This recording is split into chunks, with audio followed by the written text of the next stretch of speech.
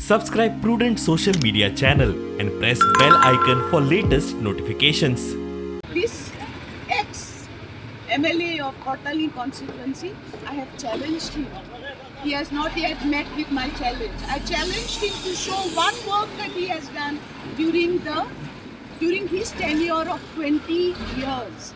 Of course, the only white elephant that he had created is the Kala Bhavan, which is now happening and is still going on, and I took up the work. I was refusing to take up the work. You know why? Because Kala Bhavan was started without a parent department. And that is why it took us almost 1.5 years to find somebody, and then nobody wanted to take the responsibility. This time I'm contesting because I want to do something as I am capable of doing something for the village.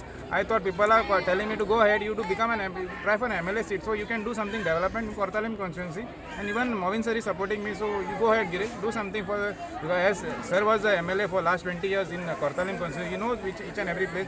There is no development being done in Cortalim constituency for last 10 years.